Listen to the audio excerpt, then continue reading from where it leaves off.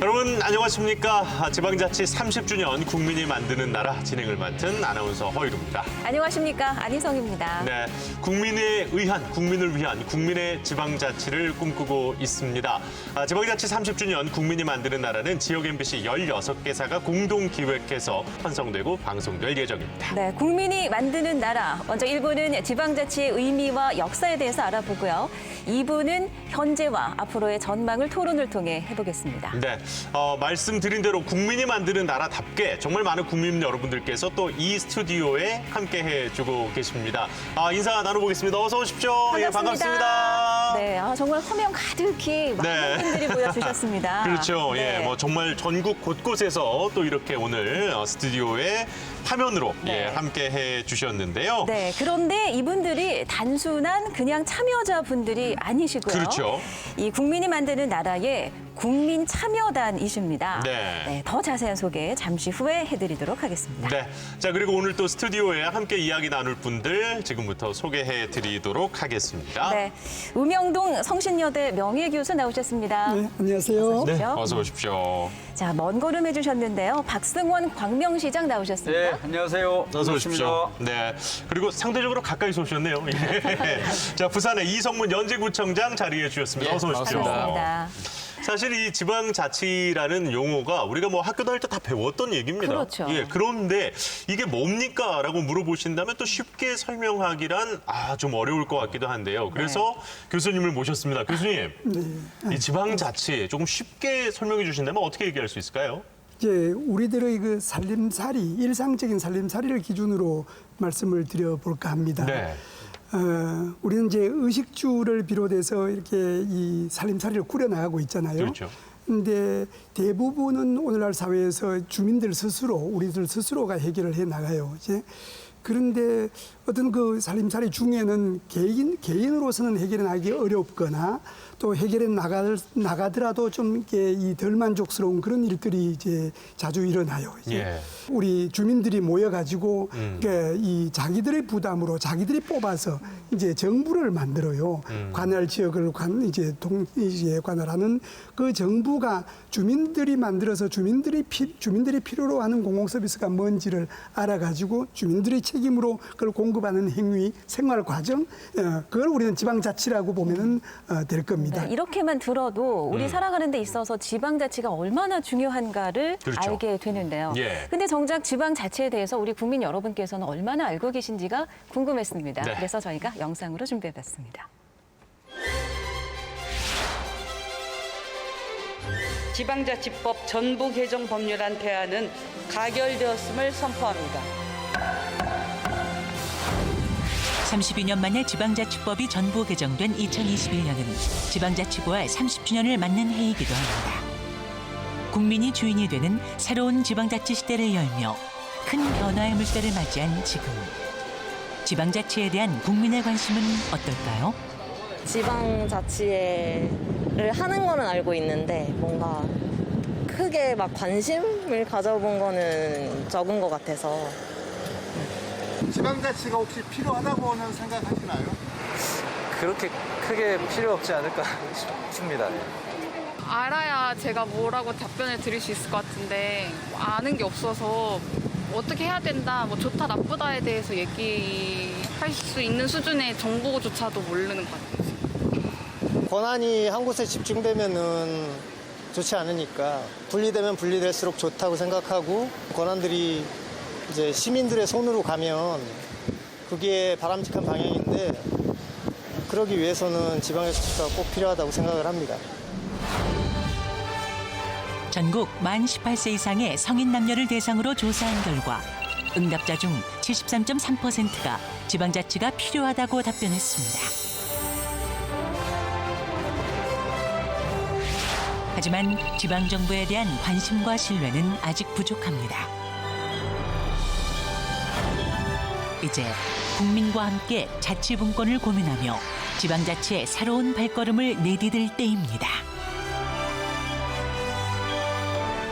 네, 우리 국민들의 이야기를 들어봤습니다. 정보가 너무 없어서 말을 못하겠다 이런 솔직한 의견도 있었고 네. 또 아까 이 설문조사 결과를 보면요. 지방자치가 필요하다고 생각하는 국민은 상당히 높았습니다. 73.4%. 그런데 이 신뢰도가 중앙정부에 비해서 지방정부가 2배 이상 낮았거든요. 네, 차이가 많았습니다. 그렇죠. 네. 그렇다 보니까 아무래도 여기는 이제 지방정부를 또 이끌고 계시는 분들이 계시다 보니까 조금 속상하실 수도 있을 것 같은데 부장장님은 이 결과에 대해서는 어떻게 생각을 하십니까? 저는 그래도 그 두 가지 결과 중에 하나가 지방 정부의 필요성에 대해서 많은 분들이 또 공감하고 계시는 점은 굉장히 고무적인 일이라 생각하고요. 그에 네. 비해서 신뢰 아까 또 관심이라고 말을 하셨는데 그런 부분 좀 낮은 것들은 한번 저희가 좀 더 잘 해봐야 되겠다. 그리고 더 청렴하고 역량 있는 지방 정부의 모습을 보여야 되겠다라는 또 좀 다짐을 해봅니다. 예. 시장님께서는 어떻게 이 결과 어떻게 좀 얘기해주고 싶으세요? 중앙정부와 지방정부를 비교했는데 사실은 우리가 일반 시민들이 접하는 것은 중앙정부에 관련된 여러 가지 정보들을 많이 받고 있지 않습니까? 그렇죠. 언론이나 방송을 통해서.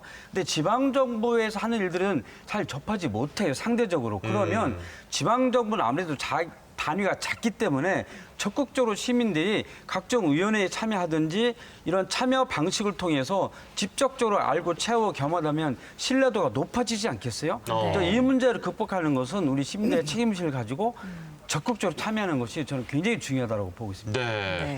그렇기 때문에 이런 분들이 사실 계시는 거잖아요. 그렇죠. 지금 우리 스튜디오에 네. 함께하고 계시는 분들인데요. 이제는 좀 이 구체적인 정체를 좀 알려주시죠. 알려드리겠습니다. 네. 이분들이 바로 국민이 만드는 나라 1편부터 6편까지 우리나라 국민으로서 주권을 행사하는 주민으로서 함께해 주시는 국민참여단 여러분들이십니다. 네.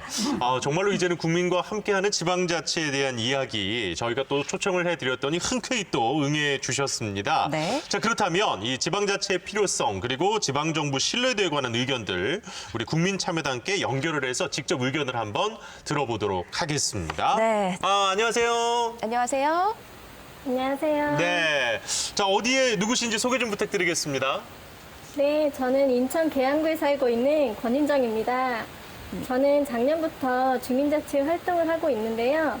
지방자치 30주년 국민이 만드는 나라에 국민의 한 사람으로서 이렇게 함께할 수 있어서 영광입니다. 지방자치가 필요하다고 생각하십니까? 네, 저는 지방자치는 필요하다라고 생각합니다. 왜냐하면 지역마다 그 지니고 있는 특성이 다 다르고 나타나는 문제들과 해결 방법도 다 달라야 한다고 생각합니다. 그래서 지역 주민이 주체가 돼서 권리와 책임을 좀 가지고 참여할 수 있어야 그 지역이 특성에 맞는 발전을 할 수 있다라고 생각합니다. 네, 고맙습니다. 이게 지역마다 이제 문제의 차이가 있다 보니까 해결 방법도 달라야 한다라는 또 의견을 주셨는데, 네. 이 부분은 상당히 또 공감이 갑니다. 네, 그리고 무엇보다 주민이 직접 관심을 가지고 적극적으로 임해야 한다라는 말씀은 또 시장님 말씀과도 상통하는 것 같습니다. 네. 연재구청장님께서는 또 이거 어떻게 이 이야기 들으셨는지, 지역마다 조금 문제의 차이가 있고 이 해결 방법 또한 지역마다 달라야 한다라는 의견이었거든요. 예, 아까 말씀하신 분 말씀 중에 저는 참 인상적으로 생각하는 것이 주민들의 어떤 책임 그리고 또 관심 이런 부분에 대해서도 스스로 생각하고 있다는 것이 저는 굉장히 인상적이라 생각합니다. 아까 박성원 시장님 말씀하신 것처럼 시민의 참여 그리고 참여를 위해서 어떤 정보의 어떤 충분한 제공 이런 것들이 계속적으로 좀 이루어져야 좀 더 발전할 수 있지 않을까 이런 생각이 들었습니다. 그래요. 예. 역시 이제 누가 뭐래도 이 국민과 지방 정부 이 모든 것들이 함께 돼야만 지방자치가 잘 이루어지지 않을까 이런 생각이 들었는데요. 그렇다 보니까 우리 오늘 이 시간이 또 우리 국민들의 이야기를 직접 들어보고 또 이제 지방 정부를 함께 꾸려나가시는 분들의 이야기도 들을 수 있어서 큰 의미가 있는 것 같습니다. 네. 교수님, 우리나라 지방자치 역사가요. 언제부터 시작된 겁니까? 우리 그 정부가 수립되고 재헌헌법이 만들어지고 그 이듬해 49년에 지방자치법이 만들어져요. 네, 자치법이 만들어졌다고 바로 시행되지 못하고 여러 가지 정치적 이유로 연기되다가 1952년에 와서야 이제 이 기초 그 의회 선거를 하면서 지방자치가 시작됐다고 보시면 되겠습니다. 현대적인 의미로 따지면 48년 얘기를 해주셨는데, 그렇습니다. 그 시장님 그런데요, 올해가 2021년인데 지방자치 우리가 30년 얘기를 하고 있습니다. 근데 48년이면 이게 좀 뭐가 안 맞는데요? 좀 복잡하긴 한데요. 그러니까 그 1948년도에 재헌헌법에서 처음으로 명시를 하죠. 예. 그리고 1949년도에 지방자치법을 제정해서 시작을 하게 되는데 말씀하신 대로 52년도에 처음 했잖아요. 예. 다시 부활해서 시작한 것이 1991년이죠.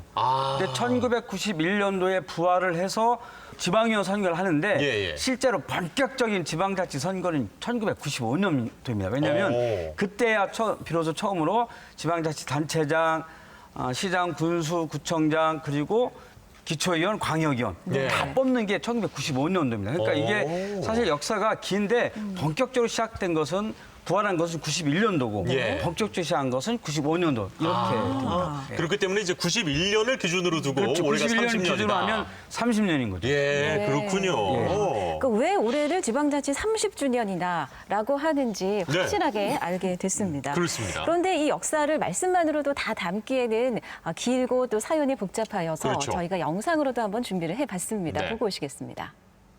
올해는 지방자치제도가 부활해 지방의회가 개원한 지 30년이 되는 해입니다.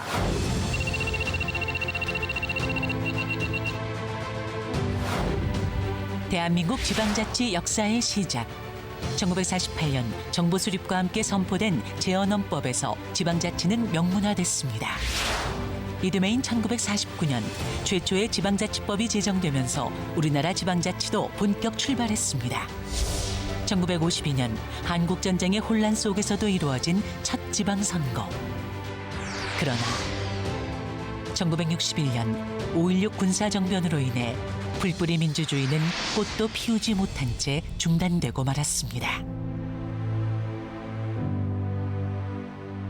1987년 6월 민주항쟁의 성과로 부활의 신호탄을 쏘아올린 지방자치. 진정한 풀뿌리 민주주의를 구현하기 위해 시민의 품으로 돌아왔습니다. 1991년 기초의회, 광역의회가 재구성되면서 중단된 지 30년 만에 부활한 지방자치. 숱한 곡절 끝에 1995년 제1회 전국 동시 지방선거를 치르며 본격적인 지방자치 시대가 열렸습니다.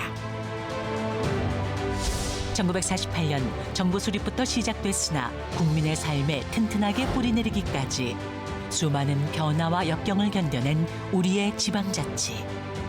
지방자치 부활 30주년. 국민이 주인이 되는 민주주의의 마중물 지방자치를 위해 모두 함께 고민할 때입니다.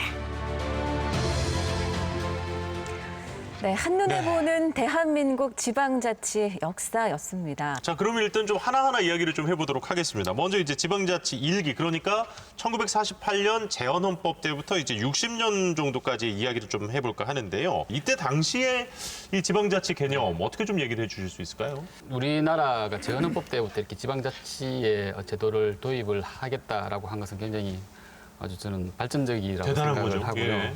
아마 과거에부터 이어내려온 우리 지방자치에 대한 전통이 이 재헌헌법에 좀 녹아 들어간 것이 아닌가 생각합니다. 그래서 재헌헌법에 두 개조 96조와 또 97조 두 개를 두어서 지방자치단체가 그 자체에 대한 행정사무, 또 그다음에 국가가 위임한 행정사무 이렇게 고유사무, 위임사무를 할 수 있도록 이렇게 하고 또한 더 나아가서 고유한 그 입법, 이제 자치에 관한 입법을 할 수 있는 그 조례 제정할 수 있는 입법 제정권까지도 마련을 해뒀고요. 예. 그 이유 또 당연한 거겠지만 지방자치법의 또 제도 설립의 근거, 그다음에 지방의회 설치 근거 이런 것들을 재헌헌법에 이미 다 넣어놓고 시작을 했습니다. 근데 말씀해주신 이 48년도 재헌헌법이 잘 해놓고 정작 지방의회 구성은 안 했단 말이죠. 교수님, 이거는 왜 이렇게 좋게 법은 다 만들어 놓고 실행을 못했을까요? 그게 이 초대 정부다 보니까 이 국론을 통일하고 국가 건설을 하는데 좀 더 매진해야 되겠다는 그런 생각이 지배적이었던 것 같아요. 그러다 보니까 지방자치가 좀 이렇게 정치적으로는 부담이 됐었겠죠. 이제 그래서 이제 정세가 국내 정세가 불안하다든지 행정 체계가 미비하다든지 등등의 이유를 대면서 자꾸 이제 미루었던 거예요. 그러고 있는 중에 마침 또 6.25 전쟁까지 일어나니까 한국전쟁이 일어났죠. 그냥 무기한 그냥 연기를 해버리게 된 거죠. 네. 그러면 그렇게 미루어진 지방의회 의원 선거를 1952년에 실시한 거 아니겠습니까? 그렇게 네. 되면 한국 전쟁 중인데 그러네요. 시장님. 예. 굳이 그렇게 혼란스러운 전쟁 틈에 이렇게 선거를 치를 이유가 있었습니까? 지방자치법을 만들었는데 네.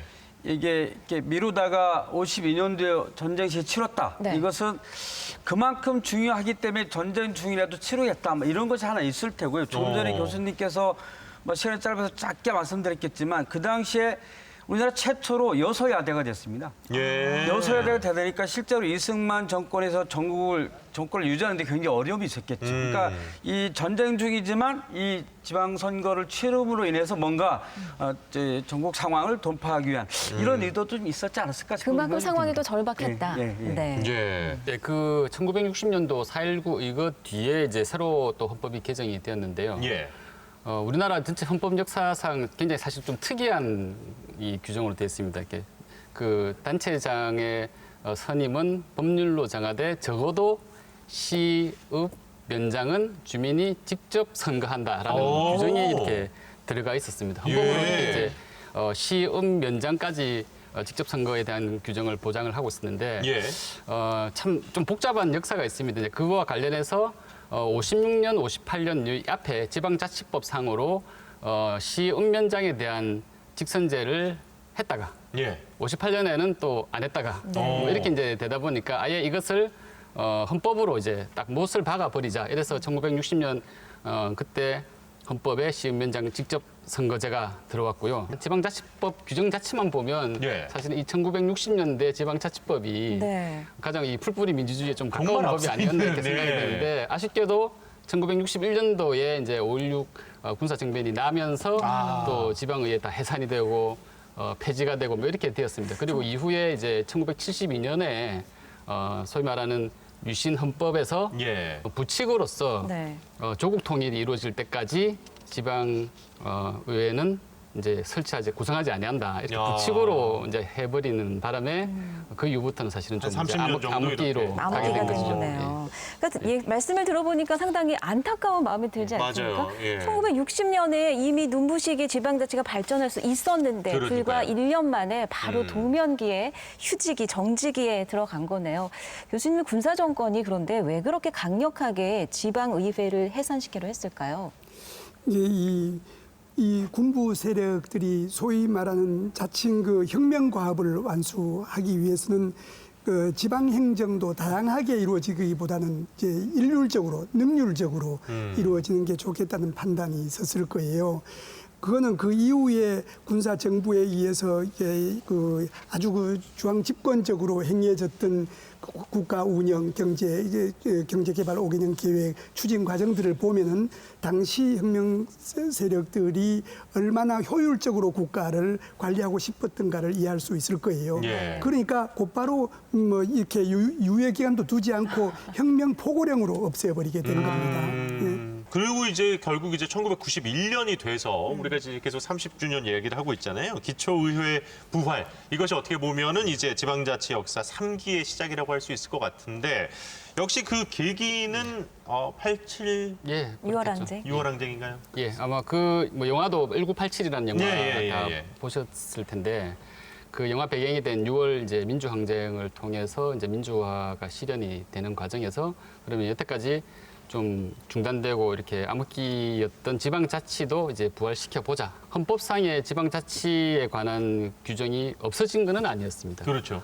사실 72년 이후에 80년도에 전두환 정권 때 또 헌법이 한번 바뀌어졌는데요. 그때는 재정 자립도를 감안해서 순차적으로 한다라고 또 부칙을 만들어놨습니다. 근데 뭐 순차적으로. 해놓고서 사실은 지방자치 제도는 거의 실현을 안 했던 것이었죠. 그래서 예, 이제 1987년 민주항쟁 이후에 이제 지금 현재 우리 이 사회에 적용되고 있는 이 헌법 제정을 하면서 부칙 규정을 싹 다 없애고 또 지방자치법도 새로 이제 전면 개정을 하고 그 법에 따라서 이제 91년도에 일단은 지방의회 선거부터 먼저 하고요. 예. 아까 시장님 말씀하신 것처럼 1995년도에 이제 단체장과 그렇죠. 지방의회 의원 선거를 이제 동시에 이렇게 치러지는 그래서 이제 네. 거의 중흥기를 또 맞이했다 이렇게 볼 수 있죠. 그렇다면 이 교수님 예전에는 이게 그러면 직선제가 아니었다는 얘기잖아요. 그때는 뭐 어떻게 된 거였어요 이게? 그 전에는 임명제지요. 이제 그런 단체장이 이렇게 직선이 되지 않았던 시기는 이제 상급 단체장, 예. 이제 대통령 내지는 도지사가 기초 단체를 임명하는 식으로 임명을 해왔던 겁니다. 야 이게 지금 우리에게 너무 상식 밖의 이야기잖아요. 그러니까 도지사가 시장을 임명하고 네. 뭐 대통령이 도지사를 임명하는 게 이거 당연히 투표해야지. 근데 이 시기까지 오기에는 정말 많은 분들의 노력과 네, 또 희생이 있었죠. 희생이 있었기 때문에 이게 가능해졌구나 네. 이런 생각이 또 들었습니다. 그만큼은 이 지방자치를 소중하게 우리가 지키고 앞으로 더 크게 발전시켜야 된다는 책임감이 느껴지기도 하는데요. 네. 그럼 1991년 그 지방자치가 부활된 이래의 가장 큰 이슈는 무엇이라고 생각하십니까? 아무래도 작년 12월에 이렇게 통과된 전부 개정된 지방자치법 개정안? 이것이 네. 부활 이후에 30년간의 이슈 중에 가장 큰 이슈가 아닌가 이렇게 생각됩니다. 물론 제도도 있었고 직선제를 통해서 지방자치 이 제도가 진행이 됐습니다만 이번에 이제 전부 개정된 지방자치법에는 주민의 권한이 강화되는 부분들이 좀 더 내실화되고 이렇게 명문화됐다는 것이 큰 의미가 있지 않나 생각되고 또 아이러니하게도 그런 점에 비추어 보자면 근 30년 동안에 우리가 정말로 지방자치의 어떤 발전 방향이나 좀 더 활성화를 위해서 특별한 좀 이슈 없이 이렇게 진행되어 온 것은 아닌가 하는 좀 아쉬움도 있습니다. 주민들과 관련된 이야기가 이번에 전부 개정안에 들어갔기 때문에 예. 그게 또 아주 큰 의미가 있다. 네. 예, 얘기를 해주셨습니다. 그럼 시장님은 어떤 네. 이슈를 보십니까? 이제는 주민자치라고 저는 생각합니다. 주민자치. 주민자치. 아까도 이제 국민참여단께서 말씀하셨던 것처럼 주민들이 스스로 지방자치 조직에 적극적으로 참여하는 주민자치도 활성화시키고 전통적인 자치 조직들도 만들어나고 이런 것들이 중요하다고 보고요. 예. 미래의 가장 큰 이슈가 됐으면 하는 것은 진정한 의미의 지방정부입니다. 통합정부. 진정한 의미의 지방정부. 예. 이렇게 가야 되는 거죠. 미국이나 유럽처럼 중앙정부가 외교, 국방, 안보를 책임지고 나머지 우리 삶과 관련된 모든 것은 지방정부가 할 수 있어야 된다고 생각합니다. 네. 국민이 만드는 나라가 네. 제가 방금 말씀드린 그러한 통합 지방 정부를 만드는 것이 국민의 나라가 되는 거라고 생각해요. 네. 박성원 광명시장께서 또 해주신 원대한 네. 우리가 나아가고 싶은 또 그런 길에 대한 이야기도 좀 들어봤는데요. 큰 그림을 그려주셨습니다. 네. 자, 이렇게 우리가 또 이야기를 나누는 동안 또 깜짝 손님이 한 분 찾아주셨다고 합니다. 네. 지방자치 얘기에 좀 빠질 수 없는 분을 저희가 또 이 화면으로 모셔봤는데요. 네, 그래서 아주 반가운 손님이십니다. 네. 김수는 자치분권위원회 위원장 연결돼 있습니다. 안녕하십니까? 네, 안녕하십니까? 네. 반갑습니다. 이제 아까도 연재구청장님께서도 얘기를 해주셨는데 작년에 이 국회를 통과한 지방자치법 전부 개정 이게 정말 중요한 일인데요. 이 간략하게나마 저희 이 내용과 이 의의에 대해서 조금 소개를 해주실 수 있을까요? 네, 우선 또 답변 드리기에 앞서서요. 이 프로그램 이름과 지방자치가 너무나 잘 이렇게 조화를 되는 것 같아서 이걸 기획하신 분이 참 좋은 인상을 줬다는 말씀을 드리겠습니다. 예. 네, 주민의 중요성, 그다음에 지방정부의 완전성, 네, 이제 그거를 반영한 법이 2020년 12월 9일에 만은 30년 만에 개정안이라고 보고요. 그러니까 가장 중요한 내용은 주민주권에 기초한 주민참여 방안을 극대화했다는 게 가장 중요한 내용입니다. 네. 종전에는 주민 발의라는 제도가 직접 조례를 발의할 수가 없었어요. 근데 이제 주민 직접 발의를 만들었다든지 주민 참여 정부 제도에 대한 요건을 완화했다든지 하는 게 가장 중요한 내용이고요. 네. 그다음에 이제 중앙정부 지방관계가 종전에는 상하관계였는데 이번 지방자치법에 보시면 국가와 지방자치단체는 협력해야 할 의무를 갖고 중앙정부와 지방정부는 협력해서 국정을 수행해야 한다고 하는 국정 가버넌스에 관한 중요성이 많이 반영이 됐어요. 예. 그러니까 이제 우리가 한 30년 만에 지방자치다운 지방자치를 할 수 있겠다 하는 말씀드리고 그다음에 가장 중요한 의의는 주민주권에 의한 주민 참여, 아까 주민의 참여를 많이 강조하셨는데 네, 네. 그게 가장 첫 번째 의의고 두 번째 의의는 중앙과 지방의 상호관계에는 복종관계가 아니라 네. 서로 협력해서 협력적 거버넌스를 수행하는 그런 관계로 변화됐다는 게 중요한 의미라고 봐집니다. 네, 그다음에 주민 이제- 주권 그리고 네. 주민 참여에 대한 이야기 또 우리 김순은 자치분권위원장께서 이야기를 전해 주셨습니다. 네, 말씀 고맙습니다. 네. 자, 정말 뭐 시간이 너무 빨리 가버렸어요. 그렇습니다. 벌써 이제 일부를 마무리해야 될 시간이 다가왔습니다. 네. 예. 그래서 끝으로 짧게 한 말씀씩만 마무리 말씀을 부탁드려야 될 것 같네요. 네. 제가 방금 든 이제 아까 김순은 위원장님 말씀을 듣고도 이제 느끼는 것이 오늘 제목이 사실은 국민이 만드는 나라인데 사실 예. 이 제목은 오히려 주민이 만드는 지역 이렇게 해서 우리 지방자치를 좀 더 강화하는 데 노력해야 되지 않을까 이런 생각을 좀 다음 방송 가졌습니다. 제목을 그렇게 지어야 돼요.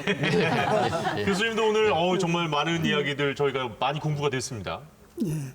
주민이 만드는 나라를 하려면은 주민이 알아야 되거든요. 예. 이제 먼저 지방자치가 지방정부가 얼마나 중요한가를 이제 알아야 되는 그게 이 교육의 장, 오늘 같은 이런 장, 지방자치 차원이든 개인 차원이든 이렇게 알아낼 수 있는 자리가 좀 많아지는 게 참여 교육에 있다 이런 생각이 듭니다. 감사합니다. 예. 예. 끝으로 우리 시장님. 네. 시민 한 분이 우리 동네에서 주민조직 하나라도 참여했으면 좋겠어요. 네. 주민자치센터에 아니면 그 구청에, 연제구청에 그렇게 참여하는 시민으로서의 위대한 시민의 모습을 보여줬으면 좋겠습니다. 네. 시간 관계상 1부를 벌써 마무리해야 될 시간이 됐습니다. 네. 이어지는 2부에서는 박형준 부산시장 그리고 김영롱 전남지사, 이동진 도봉구청장과 함께 또 여러 가지 이야기 나눠보도록 네. 하겠습니다. 그리고 지방자치를 격려하는 깜짝 국민 영상이 도착해 있습니다. 네. 지방자치, 주민자치를 위해서 앞으로 힘써달라는 그런 응원의 마음을 담아 보내드리면서 아쉽지만 오늘 출연자 여러분도 보내드리도록 하겠습니다. 네. 세 분 오늘 정말 좋은 이야기 고맙습니다. 고맙습니다. 네, 저희는 잠시 후 2부로 돌아오겠습니다.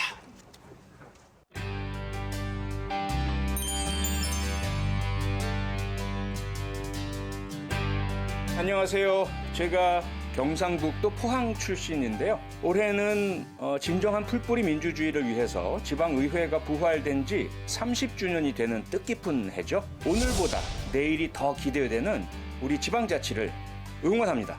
동력바람 불어오면 곱게 물든 내 장사나. 안녕하세요. 영등포구에 사는 김용림입니다. 10년이면 강산이 변한다고 했잖아요. 근데 지방자치제도가 부활한 후 벌써 3번의 강산이 변했습니다. 김용림도 국민의 한 사람으로서 항상 응원하겠습니다. 안녕하세요. 덕양구 주민 가수 진성입니다. 첫눈이 내리는 날 안동역 앞에서 제 히트곡 안동역에서인데요. 안동역에서의 간절한 마음을 담아 지방자치가 튼튼하게 뿌리를 내릴 대한민국을 기다립니다. 앞으로도 지방자치 더욱 힘써주시고요. 저 진성도 항상 응원하겠습니다. 제가 한국에 온 지는 30년 지났는데요. 굉장히 많이 발전했다고 생각합니다. 지방이 많이 활성화된 곳이 대단히 많아졌습니다. 제가 그렇게 느끼고 앞으로 대한민국의 지방자치의 미래는 대단히 희망적이라고 생각합니다. 대한민국 지방자치를 응원합니다. 안녕하세요. 브라질에서 온 카를로스 고리트입니다. 한국 지방자치가 부활된 지 30주년입니다. 나라는 국민부터 시작합니다. 우리 동네, 우리 시에 기울인 관심이 우리나라를 잘 만드는데 가장 중요한 양분이라고 생각합니다. 국민이 원하는 나라를 만들기 위해서는 국민이 원하는 바를 잘 전달해야겠죠. 국민이 만드는 나라, 주문서를 잘 만들어주세요. 짜오. 안녕하십니까, 김보성입니다. 제가 서울에서 살고 있지만 강릉에서 태어났거든요. 지방자치 항상 응원하겠습니다. 지방이 살아야 대한민국이 산다. 지방자치 화이팅! 지방자치 30주년 응원합니다. 화이팅! 전주 지방자치 화이팅! 우리 지역 지방자치도 화이팅! 화이팅! 화이팅! 응원합니다.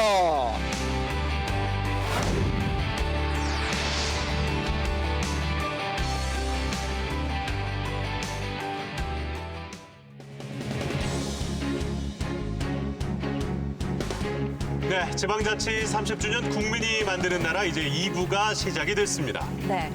자, 1부가 저희 지방자치의 역사와 의미를 찾는 시간이었다면요. 네. 자, 2부는 현재 우리 지방자치의 현 주소 또 문제점을 파악하고 진정한 자치 분권의 길을 모색하는 토론의 시간으로 갖겠습니다. 네, 자 그럼 오늘 함께해 주실 토론자 여러분들 소개해 드리겠습니다. 먼저 김영록 전남지사 나오셨습니다. 고맙습니다. 대단히 반갑습니다. 박형준 부산시장 나오셨습니다. 네, 안녕하세요. 자 그리고 이동진 도봉구청장 자리해 주셨습니다. 네, 어서 오십시오. 이렇게 서울 도봉구에서 이렇게 부산까지 오셔서 지방자치 토론을 한다고 하니까 정말 지방자치하는 실감이 나는 것 같습니다. 네, 새벽에 왔습니다. 네. 네. 어떻게 도봉구 지방자치는 안녕하십니까, 구청장님? 뭐 잘 되고 있다고 생각합니다. 네. 사실 또 이제 지방자치 프로그램을 통해서 영호남이 또 이렇게 만나게 되셨습니다. 지금 이제 우리 김영록 전남지사께서도 역시 뭐 코로나 상황부터 해서 워낙 좀 바쁘시지요? 어떠십니까, 지사님? 네, 코로나 상황도 바쁩니다만은 그간에 이제 태풍이 있어서 좀 걱정됐는데 예. 큰 피해가 없어서 다행히 오늘 참석하게 돼서 우리 MBC에서 이런 자리를 마련해 주신데 정말 깊이 감사의 말씀을 드립니다. 네, 오늘 좋은 말씀 기대하겠습니다. 그렇습니다. 네. 그리고 박형준 부산시장께서는 또 이제 취임해서 정말 바쁜 시정을 펼치고 계시는데 그 학자나 시민의 관점에서 볼 때와 또 지금의 입장은 다르실 것 같습니다. 어떠신가요? 네, 그렇습니다. 제가 학자도 하고 또 지방분권 운동도 했었는데 그러셨죠. 예. 지난 20여 년 참 많은 진전도 있었지만 제가 실제 시정을 맡고 보니까 아직 가야 할 길이 참 멀다. 우리가 진정한 자치와 분권 균형 발전의 시대를 열지 않으면 지금 대한민국 전체가 사실은 위태로운데 그것을 위해서는 과감한 좀 혁신이 필요하다. 이 자치와 분권 균형 발전 영역에서도 이런 걸 아주 절감하고 있습니다. 예. 사실 또 이렇게 주민들을 가장 가까이에서 만나는 분들이잖아요, 이분들이. 그렇습니다. 예. 네, 그 그래서 지방자치단체장들을 모시게 됐는데요. 네, 그래서 이분들을 모시고 저희가 어떤 주제를 가지고 토론을 하면 좋을지 네. 솔직히 고민이 좀 많았습니다. 맞아요. 예, 그래서 이 지방자치의 현황과 문제점에 대해서는 워낙 또 좀 광범위할 것 같아서 저희가 좀 범위를 줄여봤습니다. 네. 첫 번째는요, 지방자치가 지역의 개발로 이어지는가 이 얘기를 좀 해볼까 하고요. 또 두 번째는 좀 뜨거운 이야기가 오가지 않을까 싶은데요. 왜냐하면 이제 또 기초단체장과 광역단체장이 함께 자리하셨기 때문에 네. 권한 배분 이 두 가지 이야기를 조금 해보면 좋을 것 같습니다. 네. 자, 오늘 토론의 첫 시작은 국민 인식 조사로 열고자 합니다. 네. 저희가 일부 출연자들께도 이제 같은 말씀을 드렸는데요. 이 국민의 만드는 나라 첫 회 오늘 방송과 잘 맞는 내용이라고 생각이 돼서 오늘 2부 출연자 여러분께도 답변을 들어보겠습니다. 예. 지방자치 부활 30주년을 맞아서 지역 MBC와 자치분권대학이 공동으로 전국에 거주하는 18세 이상 남녀 1000명을 대상으로 지방자치 관련 국민 인식 조사를 실시했습니다. 예. 먼저 지방자치 필요성에 관해서 물었습니다. 응답자 중 73.4%가 필요하다고 답변했습니다. 별로 필요하지 않다, 전혀 필요하지 않다는 20.3%로 필요하다고 답변한 응답이 필요하지 않다는 답변의 3배를 훌쩍 넘는 수치를 보여줬습니다. 자, 다음으로 중앙정부와 지방정부의 신뢰도에 대한 조사 결과입니다. 중앙과 지방정부 중에서 어디를 더 신뢰하는가라는 질문에 중앙정부를 더 신뢰한다는 답변이 58.2%를 보여서 지방정부를 더 신뢰한다는 24.5%보다 2배 이상의 차이를 보였습니다. 자, 일단은 이 조사 결과를 놓고 보면 지방자치가 필요하다고 느끼는 우리 국민 여러분들이 훨씬 많은데 네. 그럼에도 불구하고 이 중앙정부를 훨씬 더 지방정부에 비해서 신뢰를 한다. 이런 조사 결과가 나왔단 말이죠. 이 지방자치에 대한 국민들의 인식이 왜 이렇게 됐을까? 먼저 우리 이동진 도봉구청장님 어떻게 생각하십니까? 이 결론에 대해서. 네, 조금 난처한 질문 같은데 그 질문 두 분이 좀 해주셨으면 좋겠는데 이왕 저한테 말씀하셨으니까 사실 우리나라의 중앙 집권형 국가의 이 역사는 사실은 조선왕조 시대부터 시작됐지 않습니까? 예. 600년 역사인데 그런 중앙 집권적 역사에 비해서 지방자치 역사는 이제 불과 30년에 불과한 상황인데 그런 측면에서 보면 정부와 중앙정부와 지방정부를 직접 비교해서 어느 것을 신뢰하느냐라고 물어본다면 당연히 중앙정부에 대한 신뢰도가 높아야 당연한 것이죠. 다만 국민이 기대하는 만큼의 어떤 신뢰성을 확보하기에는 아직은 좀 미흡한 점이 많다. 그런 측면에서 좀 더 노력해야 되지 않겠는가.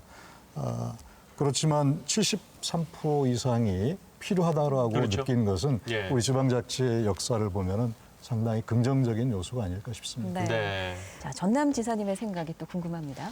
저는 이제 지방자치에 대해서 필요성에 대해서는 아까 73% 대단히 높게 나왔다고 생각하는데요. 예. 다만 중앙정부와 지방정부 간에는 지방정부가 너무 낮게 나온 것 아니냐. 저는 좀 수긍하기 사실 좀 어렵고요. 네. 또 도지사로 이렇게 근무하고 있는데 예. 좀 제가 이런 면에서 좀 죄송하게 생각을 합니다. 근데 아무래도 이제 중앙과 지방을 이렇게 물어보면은 모든 권한이 지금 중앙에 이제 이렇게 있고 예산도 정말 중앙에 이렇게 많이 이 권한이 있기 때문에 사실 이제 중앙이 일을 많이 하는 것으로 이렇게 보이지만 실질적으로 주민하고 체감할 수 있는 일, 민생 현장에서 하는 일들은 지방자치단체, 지방정부가 일을 훨씬 많이 하거든요. 예. 지금 코로나 상황에서도 정말 지방자치단체 일선 시군구가 열심히 뛰고 이렇게 해주기 때문에 빠른 대처가 가능한 것이거든요. 그래서 그런 면에서 보면은 우리 일선 시군구의 노력이 대단히 크다고 생각하고 예. 우리 국민들께서 더 폭넓은 사랑과 성원이 필요하다 이렇게 생각을 합니다. 자, 박형준 부산시장은 어떻게 생각하십니까? 저는 뭐 제가 사회학자고 여론조사도 좀 전공을 한 편인데 네. 이 설문 자체가 지방자치 정신에 부합하지 않습니다. 네. 왜 그러냐면 아까 이 청장님도 말씀하셨지만 질문을 거꾸로 대한민국이 더 중요하냐, 부산이 더 중요하냐 이런 질문을 한다면 당연히 대한민국이 더 중요하다고 대답할 거예요. 네. 국민들의 인식 속에 이미 힘이 어디에 있는가, 정책의 우선적 결정권이 어디에 있는가에 대한 인식이 바탕에 깔려 있는 겁니다. 예. 단순히 그냥 신뢰라는 거는 굉장히 다양한 그 요소들을 포함하고 있는데 이렇게 단순 질문에 대한 답으로 중앙정부가 지방정부보다 더 신뢰도가 신뢰를 높다. 받고 있다 이렇게 평가하는 건 좀 위험할 것 같고요. 오히려 그 앞에 질문, 지방자치가 필요한가 필요하지 않은가. 예. 필요라는 건 내 개인의 구체적인 요구와 직결돼 있는 부분이잖아요. 그렇죠. 그런 면에서 필요성이 72%, 73% 뭐 이렇게 나오는 것은 이 지방자치를 굉장히 중요하게 생각을 하고 있고 이걸 계속 발전시켜야 된다라고 하는 생각을 대부분의 국민들이 갖고 있는 거죠. 문제는 그런 요구에 비해서 현재의 어떤 이 그 지방정부의 현실이 그 국민들이 바라고 있는 지방자치에 대해서 바라고 있는 바를 충족시켜 줄 수 있는 여건과 생태계 또 그런 자원과 능력을 갖고 있는가 지방정부가. 이 점에 대해서는 우리가 좀 냉철한 평가를 해봐야 될 필요가 있고 오늘 토론에서 계속 얘기가 될 것입니다. 예. 지금 이제 박형준 시장께서 얘기해 주신 지점이 바로 그런 지점인데요. 지금 이제 권한과 관련한 이야기를 아까 우리 전남지사께서도 얘기를 해 주셨습니다. 뭐 지방정부의 권한이 상당히 좀 작다. 지금 이런 뉘앙스로 좀 느껴졌었는데요. 그런데 사실 이제 지역 일을 결정하고 뭐 예산 배분하고 이런 이제 권한이 다 중앙정부에 있다고 얘기를 해 주셨는데 말씀해 주신 대로 지방정부가 정말 많은 일들을 지금 하고 있지 않습니까? 근데 권한 없이 일을 한다. 시청자 여러분들께서 바로 이해하시기는 좀 어려울 것 같은데요. 어떻게 생각하십니까? 네, 굉장히 날카로운 질문이신데요. 네, 실제 지방에서 일을 많이 하기는 합니다. 그런데 예. 민생 현장 일을 많이 하는데 어떤 결정 권한이 최종 결정 권한이 지방에 있지 않다는 거죠. 예를 들어서 지금 우리나라 해상풍력 사업이 대단히 재생에너지 앞으로 에너지 전환 시대에 대단히 중요하지 않아요. 근데 이런 해상풍력에 관한 권한은 다 중앙정부에 있어요. 지방 실정에 맞게 해야 되는데 그런 일들을 하기 위해서는 도가 나서야 되지만은 실제 권한은 중앙에만 있다. 네. 구청장님은 이제 기초단체장이시니까 또 입장이 어떻게 다르신지 또는 같으신지 궁금합니다. 중앙정부와 지방정부 간의 권한의 배분 문제와 마찬가지로 광역지방정부와 또 기초지방정부 간의 권한의 문제도 우리가 심각하게 고민해야 될 때가 온 게 아닌가라고 생각합니다. 네. 오래된 관행 그리고 그 조례라고 하는 그런 입법적 조치를 통해서 기초지방자치단체를 광역지방정부가 그 권한을 말하자면 어떤 경우는 침해하기도 하고 매우 제한적으로 인정하는 그런 케이스들이 상당히 많습니다. 예를 들면 100% 구 예산을 가지고 하는 사업이라 할지라도 문화체육시설의 경우나 이런 거는 100% 우리 구 예산을 가지고 하더라도 예. 시의 심사를 받아야 돼요. 그러니까 그런 문제에서 구에서 마음대로 못 한다는 말씀이시죠? 그렇습니다. 심지어는 가로수 수종 개량하는 것도 네. 시의 심사를 받아야 돼요. 이건 너무나 행정력 낭비다라는 네. 생각이 들고요. 건축법에 21층 이상 그리고 10만 제곱미터 이상은 시도지사가 건축 허가를 하게 되어 있습니다. 그 예. 밑에는 그 아래에는 시장군수 구청장이 허가를 하게 되어 있죠. 예. 하지만 실질적으로는 5층 이상 1000제곱미터 이상이면 시에서 경관 심의를 받아야 됩니다. 사실은 법령의 제한과 더불어서 광역자치단체 조례에 의한 제한 이런 두 가지 이중적 제한이 있어서 이런 것들은 가능하면 현실에 맞게 좀 개선이 됐으면 좋겠다. 그러니까 이제 서울시의 지금 케이스를 지금 얘기를 아닙니다. 해주신 거죠? 서울시만의 문제가 아니라 예. 광역시의 경우는 대부분이 다 똑같습니다. 이거 광역시장님 얘기를 들어봐야겠는데요. 이 청장님 말씀이 굉장히 일리가 있는 말씀이에요. 네네. 지금까지 국가경영 패러다임은 일종의 수직적 국가경영의 패러다임이에요. 그게 우리나라가 오랫동안 가지고 있었던 발전국가라고 하는 모델. 중앙 집권적인 그러면서도 중앙의 엘리트 관료를 중심으로 해서 모든 정책을 결정하고 지방은 거기에 따라서 주어진 최소한의 사무들만을 자주권을 가지고 할 수 있도록. 예. 그게 바로 이제 사무에 있어서 국가사무 그리고 지방사무가 있으면은 국가의 기관 위임 사무라는 거를 줘서 그렇죠. 지금 지방자치 25년 동안에 그 기관 위임 사무를 계속 조금씩 지방사무로 전환을 해오고 있는데 아직도 대부분 중요한 그 업무들이 국가가 갖고 있거나 국가 기관 위임 사무로 돼 있습니다. 네. 그러니까 그 얘기는 거꾸로 얘기하면 지방정부가 자율적인 권한을 갖고 하는 것은 대단히 제약돼 있다는 거죠. 지금 기초단체가 광역단체에서도 느끼는 갑갑함 이런 게 광역정부 단체들은 중앙정부에 대해서 느끼는 답답함 똑같은 겁니다. 네. 이게 평행이론이에요. 재원도 그 같은 시하고 도하고 관계는 좀 다른 것 같아요. 광역시하고 도하고 달리. 예. 우리 전라남도 같은 경우 예를 들면은 21만 평방미터 이상 건축 허가 21층 이상, 예. 21층 이상,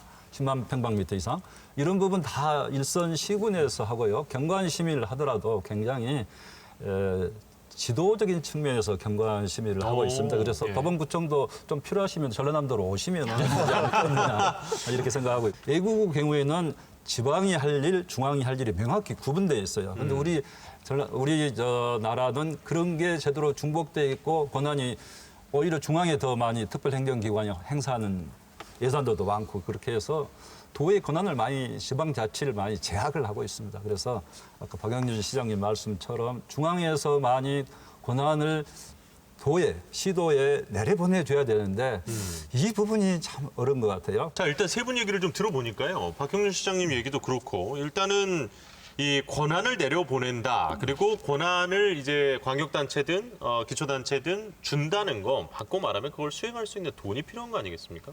그렇게 되면 이제 결국은 또 재정분권과 관련된 이야기로 이어질 수밖에 지금 없는 상황인 것 같은데. 재정분권이라는 건 두 차원이 있습니다. 지역의 자주재원을 높여주는 방법이 있고 그런데 지역마다 특히 수도권과 비수도권 격차가 크기 때문에 비수도권에서는 자주재원을 늘려주더라도 그걸 벌 방법이 없잖아요. 그렇죠. 그러니까 국가가 전체 예산을 갖고 좀 낙후된 지역을 많이 지원하고 이렇게 하는 사업들이 불가피합니다. 네. 그런데 그걸 대개 이제 국가 보조금 형태로 다 주는 건데 그 주는 것도 다 꼬리표가 달려서 주거든요, 지금은. 그러니까 용처가 분명해야 된다는 거죠. 쉽게 얘기하면 우리 집에 네. 지금 부엌을 먼저 고치는 게 급한지 지붕을 먼저 수리해야 되는 게 급한지 아예 그 우유를 먼저 사줘야 되는 게 급한지는 지방정부가 제일 잘하는 거예요. 네, 그렇죠. 그런데 지금은 그 지방정부가 그런 권한을 갖고 있는 게 아니고 중앙정부가 대부분의 메뉴를 정해서 이 메뉴에 따라와 주면 돈을 주겠다. 돈을 주는 대신 우리가 이 돈 주면 당신들도 얼마간 매칭을 해서 써라. 네. 이렇게 돼 있습니다. 그 예산을 내려보내주는 구조가. 그래서 그렇게 돼 있으면은 우리가 이제 선택과 집중을 하고 우리가 어떤 그 사업을 할 때 있어서 자주적인 결정이 안 되는 거죠. 그리고 그 사업에 뛰어들 때마다 불가피하게 또 시비를 매칭해야 되니까 그나마 있는 재원도 선택과 집중을 하는 것이 아니라 중앙정부가 짜놓은 메뉴에 따라서 따라가기 급급한 그리고 또 지방 정부끼리는 과도한 경쟁을 하게 되는 예. 이런 상황이 지금 반복이 되고 있는 겁니다. 근데 지금 아마 제가 볼 때는 구청장님이나 우리 전남 지사님께서 들으실 때는 이 역시도 광역 특히 이제 좀 그래도 여유 있는 부산이라는 큰 이 광역단체장에 좀 여유 있는 얘기처럼 느껴지실 수도 있을 것 같다는 생각이 저는 솔직히 좀 들었거든요. 네. 상대적으로 실제로 느끼시나요? 저희들은 사실은 부산을 보면 굉장히 부럽게 생각하죠. 그러실 것 같다니까요. 그런 가운데서 부산도 이렇게 어렵다. 네. 그리고 정말 균형 발전이 필요하다고 이렇게 하소연한다고 하는데 저는 거기에 정말 100% 공감을 합니다. 사실은. 그러면은 우리 같은 전라남도 같은 농촌 지역이 많은 지역, 또 경북 같은 지역, 전라북도, 강원도 이런 지역은 얼마나 이게 어렵겠어요.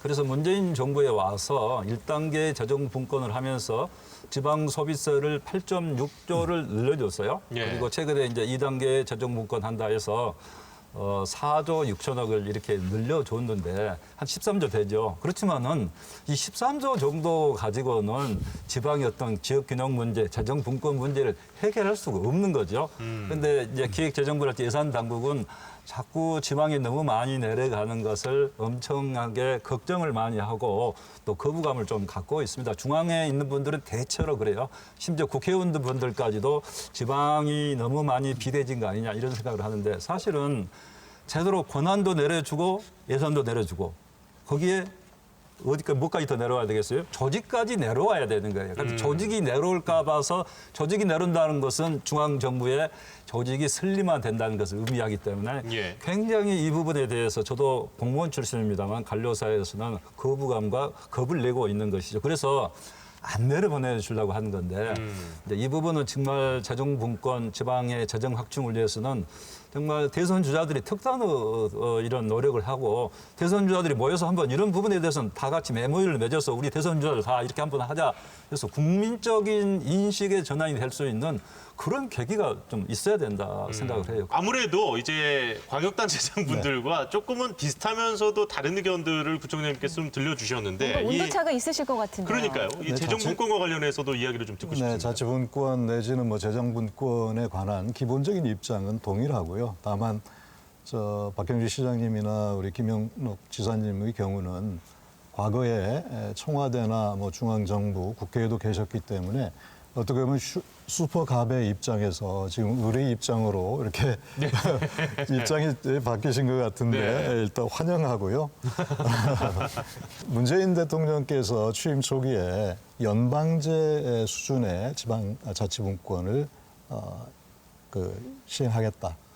그리고 8대2의 재정 구조를 국세 지방세 비중을 7대3으로 바꾸겠다. 장기적으로는 6대4까지 이렇게 이제 말씀을 하셨어요. 이제 그런 노력을 기울여 왔다고 생각합니다. 그 일환으로 작년 말에 지방자치법 전부 개정안이 통과가 됐고 1단계 재정분권을 거쳐서 지금 2단계 재정분권에 관한 합의가 이루어진 것 같아요. 기대만큼은 안 됐지만 그런 노력은 과거의 정부에 비해서 많이 했던 건 사실인 것 같습니다. 다만 저희 이제 기초 정부의 입장에서는 재정분권 1단계 과정에서 합의가 있었습니다. 지방 소비세 10%를 인상하되 그 열매를 광역지방정부가 7을 가져가고 기초가 3을 가져갔습니다. 1단계에서. 그러면 2단계에서는 기초에 7을 주고 광역은 3을 가져갈게. 이렇게 합의를 했었습니다. 2단계에서도 10% 인상하는 걸 전제로 해서. 근데 결과적으로는 지금 당정청이 합의한 내용을 보면 6대4가 됐어요. 광역이 6, 기초가 4가 됐습니다. 그 약속을 저버린 것이죠. 광역으로 보면 저희 입장에서 형님들이거든요.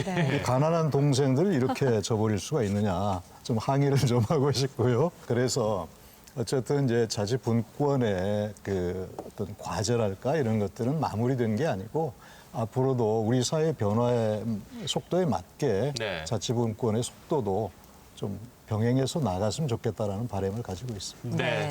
국민이 만드는 나라 국민참여단 여러분께서도 지금 화면 가득 이 방송을 지켜보고 계시고 또 의견을 주고 계신데요. 한번 만나보도록 하죠.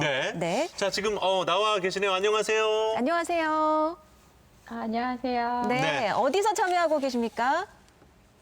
저는 자연과 공존하는 화성시 세솔동의 신자이라고 합니다. 자연과 경기도 공존하는. 화성. 네. 예. 바로 여기서 화성을 또 홍보를 해주시네요. 그러니까요. 예. 저희가 이제 재정분권 이야기도 했습니다만 앞서서 뭐 중앙정부, 지방정부 권한 또는 이제 사무 배분에 관한 이야기도 잠시 나누었습니다. 여기에 대해서는 어떻게 생각하시는지요? 아까 앞서 일부에서 말씀하신 것처럼 외교 안보 같이 큰 틀은 중앙정부에서 진행을 하고 예. 지방정부 특성이 다 많이 다르잖아요. 뭐 재정도라든지 같은 게 다르기 때문에 그런 부분은 지방정부가 좀 자율성을 가지고 맡아서 하는 것이 좋지 않을까라고 생각합니다. 그러면 일단은 기본적으로 대부분의 것들은 지방정부가 다 해야 된다라고 생각을 하시는 거예요? 아주 큰 뭐 국방이라든지 외교 이런 걸 제외하고는요? 그게 맞지 않을까 싶어요. 지금은 너무 지역마다 특색이 굉장히 도드라져 있기 때문에 중앙정부에서 일괄적으로 뭔가를 진행하는 것이 부당하고 맞지 않는 것 같아요. 네, 알겠습니다. 일단은 솔직한 의견 또 감사드리고요. 예, 좋습니다. 또 이렇게 우리 또 시민참여단의 이야기 들어봤습니다. 소중한 의견 감사드립니다. 예, 또 첫 번째 우리 권한 배분과 관련된 이야기는 이 정도로 좀 해보고요. 이제 다음 주제로 한번 얘기를 넘어가 볼까요? 네, 권한 배분에 이어서 이제 지역 개발에 대한 토론을 이어가도록 하겠습니다. 네, 저희가 지방자치부활 30년을 맞아서요. 지역 MBC 16개사와 자치분권대학에서 한국사회여론연구소를 유래해 전국에 거주하는 만 18세 이상 남녀 1000명을 대상으로 국민의식 조사를 실시를 했습니다. 그랬더니 자, 한번 보실까요? 지방자치 확대가 지역 발전에 기여했다고 생각하는가에 대한 질문에 기여했다는 답변이 59.5%. 그러니까 이게 분명히 과반을 넘었습니다만 이게 60%는 조금 안 되는 정도의 이 결과가 나왔는데요. 이 결과는 어떻게 또 생각을 하시는지 궁금합니다. 주민자치와 이 지방자치의 발전이 지역 주민들의 삶의 질을 개선한 것은 틀림이 없습니다. 네. 그 성과에 대해서는 아마 주민들이 피부로 느낄 수밖에 없어요. 특히 삶의 질과 관련된 생활정치와 관련된 영역은 기초단체부터 광역단체까지 굉장히 세심하게 챙길 수 있는 여건이 돼 있기 때문에 그런 점에서 이제 주민들의 피부에 와닿는 체감형 정책들이 더 많이 발굴되고 그것이 피부에 와닿는 거라고 생각합니다. 다만 지역 발전이라고 하는 측면. 그래서 보면은 아까도 말씀드린 수도권과 비수도권의 격차가 크고요. 요거는 우리가 이제 공간을 어떻게 쓰느냐는 문제하고도 관련이 돼 있습니다. 축구를 할 때 우리가 동네 축구하면은 성적을 못 내잖아요. 그렇죠. 공간을 넓게 써야 되거든요. 또 지역의 산업 클러스터를 만드는데 너무 좁게 쓰면은 괜히 과당 경쟁만 가져오지 서로 시너지를 못 가져오잖아요. 그래서 공간은 넓게 쓰고 주민의 삶의 질과 관련된 사안들은 훨씬 더 구체적으로 또 좁게 들어가고 이것이 지방자치가 균형 있게 발전하는 저는 방법이라고 보거든요. 그 지방자치 확대가 지역 발전에 실제로 기여를 했다라는 이제 설문조사 결과는 60% 가까이 나왔는데요. 지사님 어떻게 지방자치 확대가 지역 개발로 어떻게 연결되는 건가요? 예를 들면 이제 전에 임명제 시절에는 보통 1년 내지 2년 임기잖아요. 그러니까 이제 장기적인 관점에서 일을 할 수가 없었는데 민선 시대가 되면서 이제 주민이 체감하는 그런 시체, 그다음에 장기적 관점에서 일을 할 수 있게 되어서 대단히 그런 점에서는 긍정적이고 발전이 있었다 이렇게 생각합니다. 그러면서도 뭐가 있냐면은 지역 발전에 도움이 됐지만은 결국 지방이 격차가 심화됐어요. 그래서 잘 사는 지역, 특히 이제 수도권은 대단히 크게 발전이 됐고 비수도권, 특히 남부권은 굉장히 지금 낙후가 시그마되고 있고 인구 유출이 심각하잖아요. 그래서 이제 인구 소멸에 대한 그런 위기감이 커지고 있기 때문에 이런 낙후 지역에 대한 대책, 결국 균형 발전과 지방자치 이런 지역 발전이 함께 가야 된다는 그 명제가 대단히 중요하다 이렇게 생각합니다. 이번 질문이 이제 지역 발전에 지방자치가 기여하느냐라는 거였는데 이건 뭐 물어볼 필요가 없을 정도의 당연한 것이라고 생각을 합니다. 오히려 필요한 것이 아니라 필수적인 요건이다 이렇게 생각합니다. 지금 작년에 동계청에서 발표한 자료에 따르면 226개의 기초지방정부 지방자치단체 중에 지역 소멸 위험에 처해 있는 지역이 105개에 이른다고 합니다. 거의 그 46% 정도에 해당하는데요. 이것을 국가가 그러면 지역 소멸을 해결해 줄 것이냐, 중앙정부. 불가능한 것이거든요. 예, 예. 그럼 그것을 소멸일기에서 벗어날 수 있도록 하는 여건을 만들어주는 것을 중앙정부가 해야 되고 그 여건은 그 권한과 책임을 동시에 부여하는 것이다.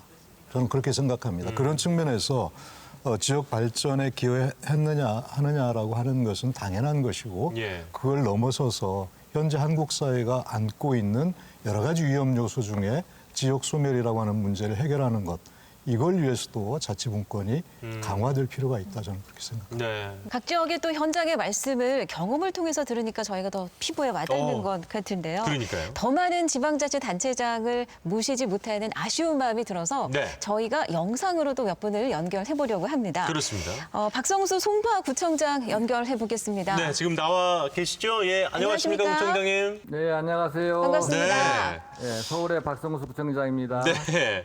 프로그램 보시면서 어떤 의견 좀 주고 싶으십니까? 예, 오늘 토론회 아주 의미 있게 잘 지켜봤고요. 간략하게 몇 가지만 말씀드리도록 하겠습니다. 저희 그 송파구만 해도 육계동에서 이제 주민자치회가 구성되어 2년 전부터 이제 활동을 하고 있는데요. 예컨대 이제 마천 이동의 주민자치회가 주도한 성내 2교 벽화 그리기 사업과 같이 주민 스스로 동네 사업을 결정하고 또 예산을 집행함으로써 지역의 발전과 또 주민 화합을 도모하는 데 아주 긍정적인 그런 성과를 내고 있습니다. 그래서 주민 자치가 더욱 강화되어야 하는 이유이기도 합니다. 둘째로 이제 다만 주민총회 구성 시 인원이 좀 부족한 경우도 있는 등 주민들의 참여가 아직은 낮은 수준입니다. 그리고 경험도 다소 부족한 상태이고요. 그래서 더 많은 주민들의 관심과 참여가 있었으면 좋겠고요. 또 자치분권대학의 교육 광자를 늘리는 등 주민들의 그 자치 역량을 강화하기 위한 프로그램도 더 많이 만들 필요가 있다 이렇게 생각을 합니다. 네. 아울러 또 시군 구청이나 우리 지방의회 구성원들도 예전보다는 권한이 많이 강화됐죠. 또 이상도 많이 올라갔고, 근데 그에 걸맞게 그 역량이나 수준을 높이는 노력을 끊임없이 해야 된다 이런 생각이고요. 네. 저도 나름대로 역할을 다 하도록 하겠습니다. 네, 구청장님 좋은 말씀 고맙습니다. 잘 들었습니다. 이번에는 거창으로 가보겠습니다. 네. 구인모 거창 군수 연결돼 있습니다. 군수님 마음에 계십니까? 네, 반갑습니다. 네, 안녕하세요. 반갑습니다. 장군수 구인모입니다. 네. 네, 저희 프로그램 보시면서 어떤 의견 말씀해주고 싶으신지요? 또 군수로서 지방자치에 대한 계획도 들어보고 싶습니다. 우리나라가 자치분권이 성공하고 또 지역 개발로 이루어지기 위해서는 저는 또 이 재정 자립도가 높아야 하고 또 주민 직접 참여 활성화 그리고 또 농어촌 시군의 인구 감소 대책이 특별히 대책이 수립되어야 된다고 생각을 합니다.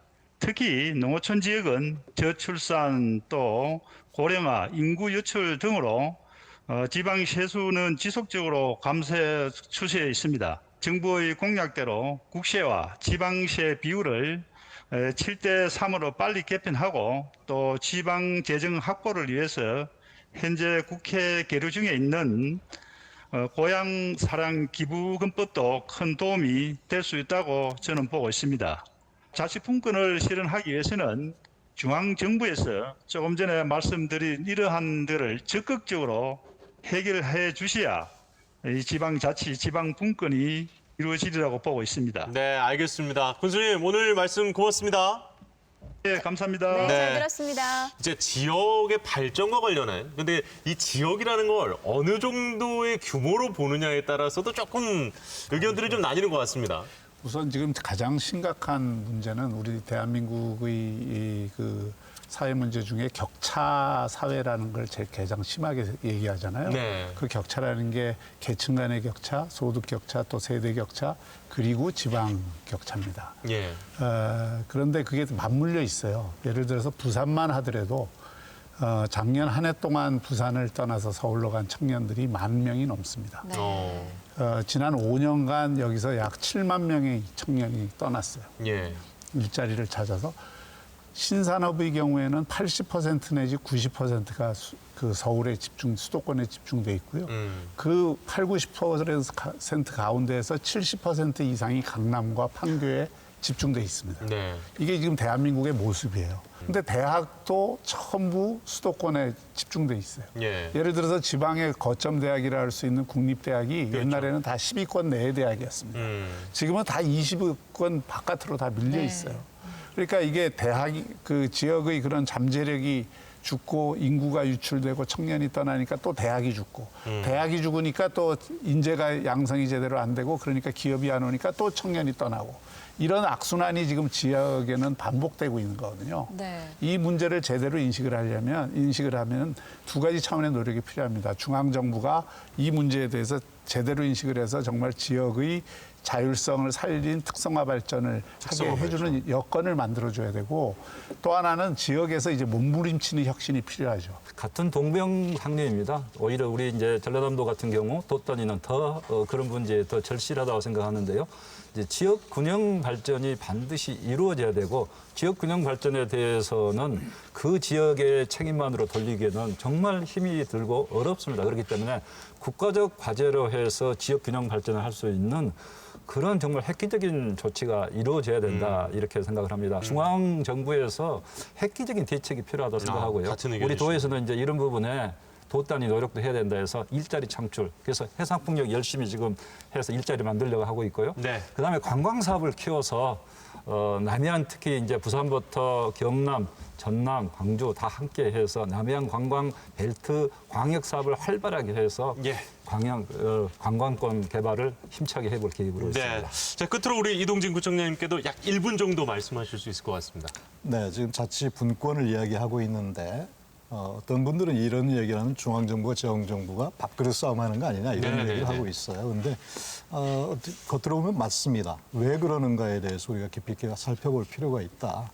이제는 중앙정부가 만들어낸 똑같은 제품을 똑같이 사용하는 이런 시대는 지나갔다는 거죠. 다양성과 창의성 여기에 기반해서 새로운 국가의 틀, 중앙 집권형 국가에서 자치 분권형 국가로의 변화를 모색해야 될, 전환해야 될 시점이다.